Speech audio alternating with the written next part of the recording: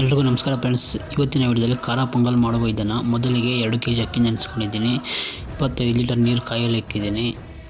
ಕಾದ ನಂತರ ನೀರು ಹೆಸರುಬೇಳೆ ತೊಳೆದ್ಬಿಟ್ಟು ಹಾಕ್ಕೊಳ್ತಾ ಇದ್ದೀನಿ. 2 kg 1 kgಗೆ 1 kg ಹೆಸರುಬೇಳೆ ಹಾಕಬೇಕು. ಆವಾಗ ತುಂಬಾ ಟೇಸ್ಟ್ ಚೆನ್ನಾಗಿ ಬರುತ್ತೆ ಹೆಸರು ಪೊಂಗಲ್ಲು. ಹೆಸರುಬೇಳೆ ಚೆನ್ನಾಗಿ ತಿರುಗಿಸ್ಬೇಕು. ನೋಡಿ, ಈಗ ಅರ್ಧದಷ್ಟು ಆಗಿದೆ ಹೆಸರುಬೇಳೆ.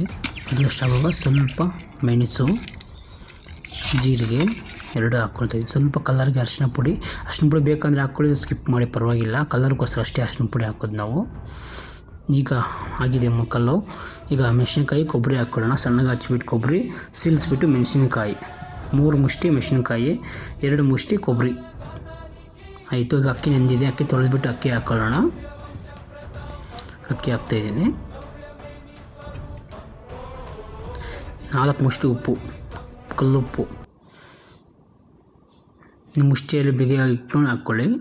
ಬೇಯ್ತದಿಗೆ ಒಗ್ಗರಣೆ ಮಾಡೋಣ ಬನ್ನಿ. ಅರ್ಧ kg ಎಣ್ಣೆ, ಸ್ವಲ್ಪ ಸಾಸಿವೆ ಚಿಟಪಟ ಅಂದಮೇಲೆ ಸ್ವಲ್ಪ ಜೀರಿಗೆ, ಸ್ವಲ್ಪ ಮೆಣಸು, ಜಾಸ್ತಿ ಬೇಡ. ಜೀರಿಗೆ ಮೆಣಸು ಅವಾಗ ಹಾಕಿದ್ರಲ್ಲ, ಸ್ವಲ್ಪ ಸಾಕು ಒಗ್ಗರಣೆಗೆ. ಈಗ ಕರಿಬೇವಿನ ಸೊಪ್ಪು, ಬಾಡಿಗೆ ಮೆಣಸಿನ್ಕಾಯಿ ಈಗ ಹಾಕ್ಕೊಳ್ಳೋಣ.